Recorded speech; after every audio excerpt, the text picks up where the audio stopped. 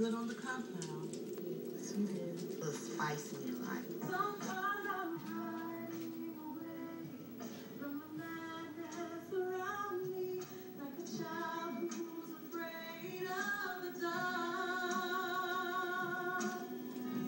I learned to do hair while I was in here. I've gone through the cosmetology program and I've passed for my license. Doing hair for me really has always been a ministry. It all kind of goes hand in hand. Teresa Farguson believes she has grown spiritually. As an adult, I went to church as a social Christian. I dusted my Bible off every Sunday. After nearly 2 decades in prison, she has come to realize that she's more fortunate than some. Probably 3 weeks ago, I would have told you it's awful. When Voices of Hope performed for a group of the homeless, she realized she at least knows where her next meal is coming from. Knowing that they are out in the cold right now, and I can be inside, I can't really say that it's awful. They saw themselves. The offenders in the choir were absolutely sobbing. It was amazing. When I call on Jesus, mountains are gonna fall. A simple prayer to come rescue me when I call.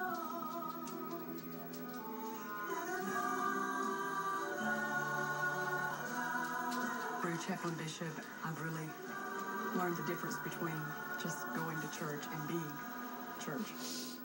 Women who have committed crimes are finding a new sense of self, a new personal power within. They're able to see themselves not as the society sees them, but see themselves as children of God. Incredible response from the community about these women. Mr. Owens, the commissioner, heard them sing at an event. He was the assistant commissioner at that time. He wrote on a napkin and slid the napkin across the table to Chaplain Bishop, and he said, "Have you ever thought about a CD?" But Voices of Hope runs into a problem. The law specifically prevents us from applying state funds to a program or effort like this. We had to get some other people on board. It had to go through our legal process. As I'm so fond of saying, coincidence is just God's way of remaining anonymous. Susan Bishop studied with my dad at Candler School of Theology at Emory University.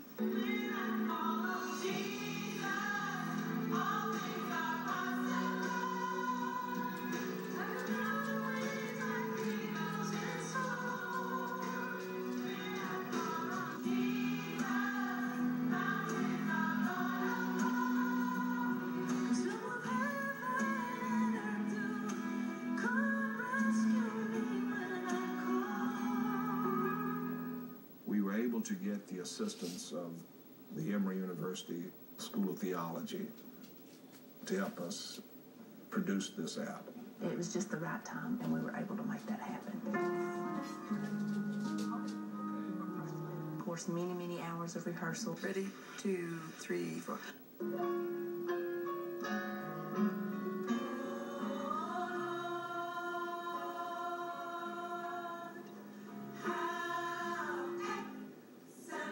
The Lord spared my life to come here.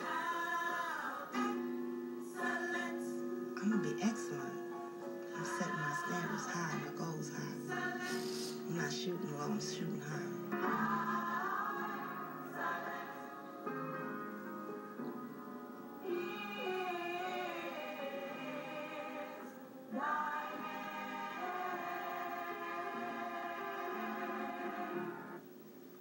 Ma'am, inmate Farguson, permission to speak, ma'am? It's difficult to be in prison. People's lives are difficult, their stories are different, but the thing about being in a choir is that you have to work together, creating art that expresses freedom and joy.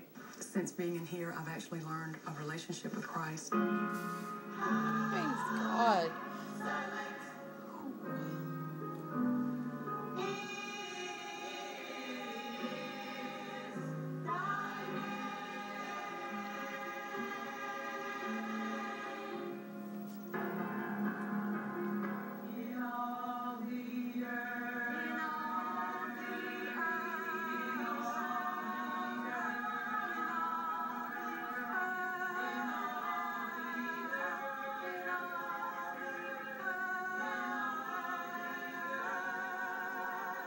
My name is Teresa Ferguson, GDC 762206. I've served 18 years of a life sentence with a conviction of murder. A crime she denies, but for legal reasons cannot discuss. I can't really talk about it right now. Teresa was convicted of killing her 6-year-old daughter. The nightmare was real. Monster was my mama. She still hopes to clear her name one day and win her freedom. I miss my family, I miss my friends. My life is on hold, but there's always somebody that has it a lot worse than I do. We're a close-knit group. We're like a family, like sisters pretty much. You get close to people, develop relationships, friendships. It really means something to them, to me, and to the people they sing for.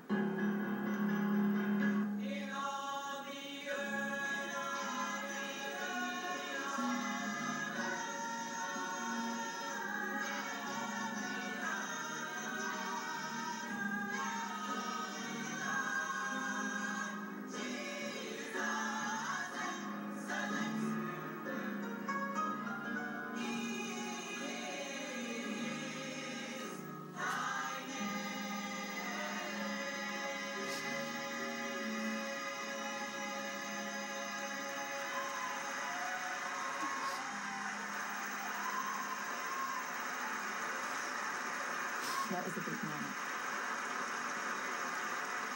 It was a great event for us all. But celebration was short-lived.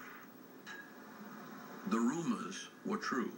To cut expenses, the new Commissioner of Corrections had decided to shut down Metro State Prison.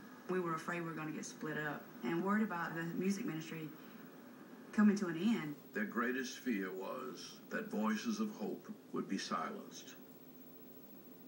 Depend on R.S. Andrews for all of your plumbing needs.